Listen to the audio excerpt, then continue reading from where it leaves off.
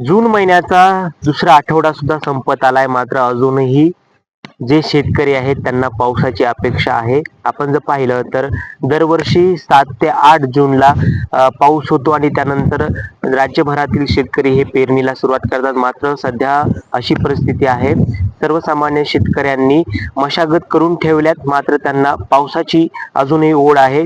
पाऊस कधी येतो आणि आम्ही कधी पेरण्या करतो याकडे त्यांचं लक्ष लागलेलं आहे.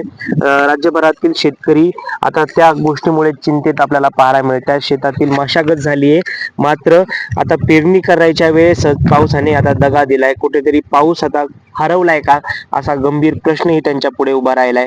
सगळीकडे आपल्याला जमिनी ह्या काळ्या पाहायला मिळत आहेत, कारण की ज्या दिवसांमध्ये पेरण्या होऊन कुठेतरी बीजांचे आपल्याला रोपटे बाहेर येताना वेळेस पाहायला मिळत आहेत, मात्र अजूनही या जमिनी आपल्याला काळ्याभोर पाहायला मिळतात. त्याचं कारण असं की अजून शेतकरी राजाने कुठेही पेरणी केलेली नाही.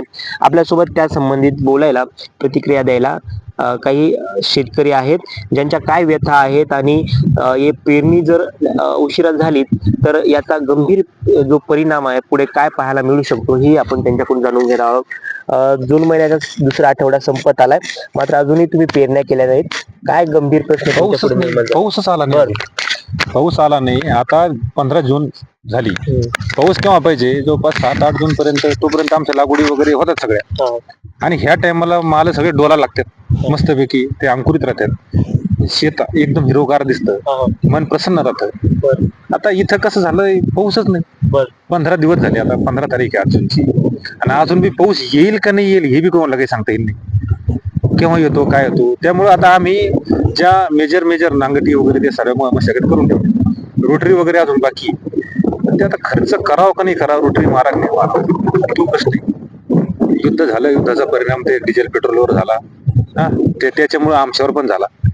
आमचे भाव गेले वाढूसनी. ट्रॅक्टरवाले म्हणतात जिथं 1800-1600 रुपये होतं रोटर मारायचं, तिथं झालं 2200 रुपये. नांगरचं बी तसं झालं. सारे भाव वाढून टाकले. रिक्षा भाडे वाढले, डिझेल भाडे वाढले. आता ट्रॅक्टरचे हे मशागतीचे काम, आता एवढे पैसे आपल्याला खर्च करायचे, ते येईल कुठून? तो बी शेतकऱ्याला प्रश्न आहे. शेतकऱ्याला हेच काही कळणार नेमकं पाऊस पडेल केव्हा, आमचं उत्पादन वाढेल केव्हा, किंवा ते जे आम्ही लावू बियाणं वगैरे घेऊ त्याचा फायदा केव्हा होईल, तेच काही समजाना. इथं कळायला काहीच मार्ग नाही राहिला. बरं, हे झालं एकीकडे. दुसरीकडे ते खताचा तुटवडा नाही म्हणता येणार. खतं आहेत, पण शासनाने सांगितलं तुम्ही ऑनलाईन करा. ऑनलाईन केल्याच्या नंतर मग ते तुम्हाला खतं दिल्या जाणार. आता ऑनलाईन सारेच शेतकऱ्याकडे ऑनलाईनची प्रक्रिया आहे का हो? सारे अडचणीत आहे शेतकरी. सगळ्याकडे त्याला ऑनलाईन करता येत नाही. बरं, केलं तर युरिया पाहिला शेकट्याला, त्याच्यानंतर 10-26 पाहिलं फुलंब्रीला, त्याच्यानंतर 24-24 जर पाहिलं तर इकडं जाधववाडीला, काही कन्नडला, म्हणजे असे दुकानाचे नावं येतात. मग हे नावं आल्याच्या नंतर शेतकऱ्यांना ते 2-2, 4-4 खताचे गोणे आहेत त्या जमा करीत बसावतात. बरं, त्याचे भाव कुठं वाढले? गगनाला भिडले भाव. आता कांद्याचं जर घ्या तुम्ही, कांदा घ्या, मक्का घ्या, बाकी इतर पिकं घ्या, त्याचे भाव एकदम कमी कमी म्हणजे फेकून दिले. लोकांना खिशातून पैसे भरावे लागले, गाडी भाडं, पैसे झाले नाही त्याचे. म्हणजे एकीकडे तुमच्या मालाला किंमत नाही, भावच नाही, काहीच भाव नाही. त्याला व्हॅल्युएशनच नाही राहिलं. शेतकऱ्याला कुठंच व्हॅल्युएशन नाही राहिलं, आणि त्याच्या मालाला व्हॅल्युएशन नाही राहिलं. बरं, आता जर या आठवड्यात जर पाऊस झाला नाही तर काय परिस्थिती पुढे होऊ शकते? परिस्थिती ना खूप गंभीर झाली. आमचे डोकेच बंद पडले. आता नेमकं करावं काय? शेतीमध्ये आता पीक जर घ्यायचं, ते जर वेळेत जर लागलं गेलं तर त्याचा फायदा होईल. आता लेट झाल्याच्या नंतर ते थोडस कसं आहे, एखादं कोंडच बाळ राहतं आणि एखादं कमकोत बाळ राहतं, तसे ते कमकोत होईल. पिकं जे होईल ते कमकोत होईल. म्हणजे त्यांना काय होईल, त्याला तेवढं येणार नाही उत्पादन, अवरेज तेवढं येणार नाही. आणि जो आपण कर्ज वगैरे घेतलेलं आहे, मग ते कर्ज फेडायचं कसं? शेतकऱ्याकडे पैसा मग उपलब्ध होईल राहतो. आज समजा आता मी मागच्या वेळेस कांदा लावला, कांद्यातून मला पैसेच नाही राहिले. मग आता मला नवीन बियाणं घ्यायचं, कुठून घ्यायचंय? हे सावकाराकडून कुठून तरी उसने पासने पाहुण्याराळे कोणते पैसे घ्यावे लागतात. मग ते पिकं आपण ते बियाणं आणायचं, ते शेतीत लावायचं, त्याच्यातून आपल्याला 2 पैसे मिळतात. बरं, सरकारने तर शेतकऱ्यांची कर्जमाफीची एक हे केली, घोषणा केली ना घोषणा केलेली, माफी पण केल्या त्यांनी. पण हे आता काय झालं, ते कागदोपत्री अजून अंमलात नाही आणली. बँकेत आम्ही चक्रा मारल्या, बँकेवाले म्हणते तुमची कर्जमाफी होईल ते होईल, आम्हाला काही अजून माहित नाही, आम्हाला काही जी आर आला नाही तसा. यांना काही सांगता येत नाही. सगळं संभ्रमात आहे, कोणाची माफ होणार आहे हे बी माहित नाही. म्हणजे अजूनही तुम्ही अपेक्षेवरच बसलायत त्या. ती होती का नाही तेच काही पता नाही.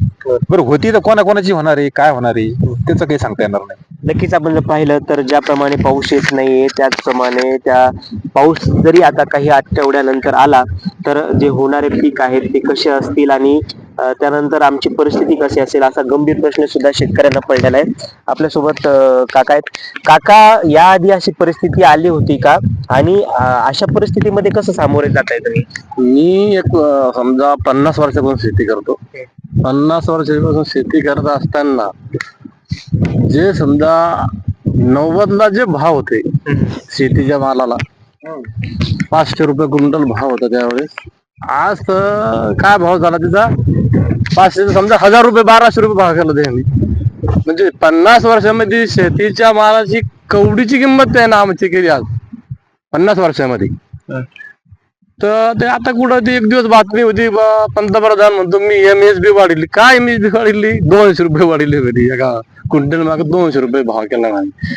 आता 50 वर्षापासून जी शेतीची अवस्था खराब आहे, पहिली तीच होती आज बी तीच. त्याच्यामुळं आमच्या शेतीवाल्याला असं वाटून राहिलं आता शेती काय करावं काही कळणार नाही. आता या शेतीमध्ये आता माझ्याकडे 2 एकर शेती, मागच्या वर्षी मी त्याच्यामध्ये 2 एकर मक्का घेतली. आता ती मक्का सोंगाला 20,000 दिली आणि ती मक्का झाली 40,000ची. आता त्याचा नांगर वखराचा सगळा खर्च 20,000 आहे. तर मला काही घरून खर्च करावा लागला त्याचा अंदाज. म्हणजे पीक येऊनही तुमच्या हातात काही उरत नाही. काहीच उरलं नाही आमच्या हातामध्ये, पीक येऊन सुद्धा काही नाही. पण आता तर पाऊस पण नाही आणि आता त्याच्यामध्ये आता ह्या वर्षी असं झालं का पाऊसच नाहीये. आता पाऊस नसल्यामुळं आता आम्ही एका हवाला दिले सध्या. असं वाटून आता काय करावं, काहीतरी करायला पाहिजे. काय करावं त्या शेतामध्ये तर काही जाऊन भरावं लागतं तिथं. त्या शेतीमध्ये काय करणार आहे, पाणीच नाहीये. बरं शेती कोरडवाहू आहे, कोरडवाहू शेती असल्यामुळे काही करता येत नाही आम्हाला तिथं. पण दुसरीकडे आपण जर पाहिलं तर मार्केटमध्ये आपल्याला जांभूळ जास्त प्रमाणात ते आलेले पाहायला मिळत आहे. अशी काही आहे का प्रथा की जांभूळ जास्त आले की दुष्काळ पडतो? असं पहिले जुन्या याच्यामध्ये आहे की बा जांभळं जरा नाही आलं तर काहीतरी होतं शेतीमध्ये, पावसाचं जरा प्रमाण वाढतं काही असं होतं सांगते ते. कबा ते काही कावळ्यानं घरटा जर वर बनिला तर मग पाऊस दिसतो. यावर्षी घरटा खाली बनिल ते ना काही पाऊस. हवामान अभ्यासक जे असतात ते सातत्याने सांगतायत की जे पंजाब डक आहेत ते म्हणतात पुढच्या महिन्यात पाऊस होईल. पण आता ऐन वेळेस पेरणीच्या वेळेस पाऊस नाहीये. दुसरीकडे हवामान जे अभ्यासक आहेत त्यांच्या अंदाजानुसार तुम्हाला काय वाटतं की पाऊस होईल का आता? पंजाबराव डकचं पहिल्यापासून चालू होतं का पाऊस येणार पाऊस येणार पाऊस येणार. पण आज 15 जून आहे तरी पाऊस नाही. तरी पंजाबराव डक म्हणतात ह्या वर्षी दुष्काळ नाहीची. दुष्काळ नाहीचे, जरी दुष्काळ नाहीये पण आता सध्या जो पाहिजे होतं पिकं लागवडीसाठी, मिरगाची लागवड साधण्यासाठी हे महत्वाचं होतं ना. आता काय सध्या आता ते असं झालं ते मिरगाची लागवड दिली, आता तिथं गेलं मिरग जाणारच आहे. आता पंजाबराव डक म्हणजे आता 3 टप्प्यात लागवड येणार. अजून पहिला टप्पा लागवडीचा झाला नाही, मग दुसरा क्या होणार, तिसरा क्या होणार. आता तुम्ही जर माल लावला तुम्ही 15, 17, 18 जुलैला, तो माल येणार कसा? आता पुढे बी त्याला ते पाऊस पाहिजे ना. आता काय झालं शेतकऱ्याचं असं झालं का काय करावं काय नाही करावं. आता एकूण झालं विहिरण, एकूण झालं आड आणि मध्ये आला शेतकरी. काय करावं त्याला? आता एकूण तिकून आता हे पुरत आता पुढच्या वर्षी लग्न कार्य करायचे कशावर करायचे? ते लग्न कार्य होऊन दे पण आज शेतकऱ्यांच्या पैसे घेऊन तुम्ही बी बियाणे ठेवलं.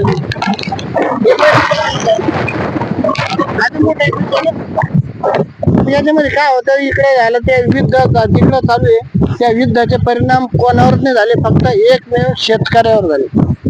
व्यापाऱ्यानं काय केलं, 2 रुपयाची वस्तू त्याने 4 रुपयाला केली. म्हटलं तर याच्यात ना की व्यापारीची वस्तू खराब होत नाही ना, पण शेतकऱ्याचा माल खून करता काय? जर कांदा ठेवतात यावर्षी कांदा बी असं गहू असं काय असं भावत नाही ना. तुमची मक्का तुमची यावर्षी 700-800 रुपये क्विंटल विकावं लागली. काय करणार शेतकरी? शेतकऱ्यांनी करावं काय असं वाटवलं शेतकऱ्याला. आता बऱ्याच शेतकऱ्याला बी आम्ही संपर्कामध्ये बऱ्याच शेतकऱ्यांना म्हणणं ही जमीन काहीतरी प्रोजेक्ट आलं पाहिजे शासनाचं, ही जमीन गेली पाहिजे. काय पुरणार ना. कोणता बी शेतकरी बा आता इकडे सिल्लोड झाले हे झाले हे बी पूर्ण परेशानी. असं वाटू राहिले पुरे शेतकरी जमीन करत नाही. डायरेक्ट काहीतरी शासनाने ते रिलीजवर घ्यायचं, ते काय ठरवून घ्यायचं आणि त्या पद्धतीने शासनाने म्हणजे शासनाला भाडेतत्वावर जमीन भाडे तत्वावर द्यावं ना. आता येत नाही ना, आम्ही भाडे तत्वावर जमीन कधी दिली? आता आमच्या घरामध्ये 5 जण परिवार आहे, 5 जण परिवार आहे. भाडे तत्वावर द्यायला आम्ही बाहेर जाणार ना रोज मजुरीसाठी. मग लोक खाणार काय? हा, ते लोकांचा विचार नाही करता, शेतकरीच मरवला, आम्ही लोकांचा विचार काय करा? हो. आता जर आम्हीच मरू राहिलो तर बाकीच्या सध्या आता जे सिटीत राहणार लोक याचा विचार का करावा? मला जर हे नाही येत, मग असं ते असं वाटतं बाबा माणसाला नकोय. नक्कीच आपण जर पाहिलं तर शेतकऱ्यांना आता जर आम्हीच जर या परिस्थितीमधून जातोय तर आम्ही का शेती करावी, आम्ही आमची शेती सरकारला भाडेतत्वावर द्यावी असंही आम्हाला वाटतं असल्याचं म्हणणं आहे. बरं, या शेतकऱ्यांचं म्हणजे तुमच्या ज्या व्यथा आहेत की आम्हाला काहीच मिळत नाहीये, आता युद्ध झालं त्याचा परिणाम झाला, मार्केटवर झाला, तुमच्यावर सुद्धा झाला, पण लोकांनी त्यांच्या याच्या किमतीचे भाव वाढवले, पण तुम्हाला भाव वाढवता येत नाही, तर मग तुमच्या व्यथा काय आहेत? म्हणजे तुमच्यासाठी काय करावं सरकारनं असं तुमचं म्हणणं आहे? आम्हाला शेतकऱ्याचं कसं आहे निवेदन हेच आहे, पहिल्यापासून आम्ही तेच म्हणतो, आम्हाला हमी भाव द्या. हमी भावामध्ये शासन देत आहे 200-300 रुपये वाढून देत आहे. तुमच्या खताच्या गोण्या, औषधाचे भाव हे कुठं चालले, याचं काही गणित आहे का? पण हाच प्रश्न आहे अनेक वर्षापासून की जो ती वस्तू बनवतो त्याची किंमत ठरवण्याचा त्या व्यक्तीला हक्क असतो, हो, आहे ना. मात्र शेतकऱ्यांना त्याचा हक्क का नाही? शेतकऱ्याचा माल सडो टाकू माल आहे ना, बर, त्याचं व्हॅल्युएशन नाही. हे जे खाणारे त्यांना बी त्याचं महत्व नाही कळत, त्यांना नाही भेटलं ना मग त्याचं महत्व कळत. आता काय भेटतंय ते कांदा महाग झाला, टमाटे महाग झाले, बटाटा महाग झाला, मग हे सगळे ओरडतात. इथं पेट्रोल महाग झालं, कोणी म्हणलं काही नाही म्हणलं, काऊन विषय नाही ना काही, चालतं. तुमचं आता पेट्रोलचे भाव किती वाढले, लिटर माग 7-8 रुपये भाव वाढले, कोणी म्हणलं का? काहीच नाही, त्याची चर्चा नाही, काही नाही. अरे टमाट्याचे भाव वाढू द्या तुम्ही, 100 रुपये किलो टमाटा होऊ द्या, साऱ्याला मिरची लागते. सारे म्हणतात का टमाट्याचे भाव वाढले, काहीतरी करा, आंदोलन, सगळे रस्त्यावर उतरतात लोक चिल्लर गोष्टीसाठी. शेतकरी टमाटे लावतो, 100% शेतकरी टमाटे लावतो का? नाही लावतो. काही लोक कापूस लावतात, काही मक्का लावतात, काही टमाटे लावतात, काही सगळे अलग भाजीपाले लावतात, काही कडधान्य लावतात, मग सारे अलग लावतात. मग टमाटे लावणारे शेतकरी किती? मोजकेच राहतात. 100पैकी 2-5 लोक शेतकरी टमाटे लावणारे राहतात, त्यांनाच फायदा होतो, सगळ्याला थोडी फायदा होतो. मग हे का असं का करतात लोक, मला हे नाही कळत. बाकीचं तुम्ही मॉलमध्ये जातात, मॉलमधून तुम्ही वस्तू घेतात, ती तुमचं भाजीपाला असो किंवा कपडे लत्ते काही असो, तुम्ही भाव करता नाही. इथं शेतकऱ्याचं घेतलं, शेतकरी तुम्हाला का फुकट वाटतं का काय, मला काही कळत नाही. शेतकरी काबड कष्ट करतो. तुम्ही पहा, सारे लोक इसी मधले, त्यांचा चेहऱ्यावर तरतरी आहे, शेतकऱ्याच्या चेहऱ्यावर तरतरी का नाही? अरे त्याला उन्हात तानात काम करावं लागतं, त्याच्या वेदना कोण समजून घेणार? पण तुम्ही तर आता शेती करणार नाही, सरकारला डायरेक्ट भाडेतत्वावर घ्या म्हणता. चांगलं आहे मग, चांगलं आहे ना. शेती त्या भाड्याच्या पैशामध्ये नाही, ती करावं शेती. ज्यांना वाटतं ना का बाबा हे शेतकरी नुसतं काहीतरी मागण्या करते, कर्जमाफीची द्या, हे द्या, ते अरे काही नका देऊ, आम्हाला कर्जमाफी नका देऊ, आमच्या मागण्या कोणत्या मान्य नका करू, आम्ही जे पिकवलं ना त्याला व्यवस्थित भाव द्या, बस झालं, आम्हाला बाकी नाही लागत काही. हे मागण्या करायच्या, कुठं नाही करायचे, शासनापुढे आपलं लोळायचं, काहीतरी करायचं, या गोष्टी करून लोक सगळे थकलेत. काहीतरी वेगळं जर करायचं म्हणलं ना तर हे गरजेचं आहे का तुम्ही हमी भाव द्या, आणि त्याला निकष नका लावू, त्याला 50 निकष लावते, त्याला ह्यो फॉर्म भरा, त्यो फॉर्म भरा, ऑनलाईन करा, झेरॉक्स मारा, याच्यामध्ये शेतकरी बेजार होतो. आणि जे नाफेड काय राहतं, जी खरेदी करणार राहतं ना, त्याच्या चक्रा मारू त्याचे पायाचे बुट घासतात, तो परेशान होऊन जातो ना. मग एवढे कुठं नाही केल्याच्या नंतर त्याच्या पदरात पडतं काय? प्रश्न येतो त्याला का आता आपला फायदाच काय? आपण चक्रा मारा, हमी भाव येणार, वर त्याची शाश्वती नाहीये का तो पैसे देईल. इथं व्यापाऱ्याला त्याला माल तुम्हाला 10 मिनिटात तो पैसे पाठवून देतो, अडचण नाही, ठीक आहे, तो कमी देतो, पण मग देतो ना ताबडतोब. इथं शासन 200 रुपये वाढून देणार, अरे पण ते देणार किती? 6 महिने, तोपर्यंत काय करायचं? आपल्याला कपडे लागतात घालायला. शेतकऱ्याकडे पहा तुम्ही, त्यांच्या सगळ्या लोकांकडे चांगलं राहते, त्याच्या बनेनी फाटकेच राहत्या.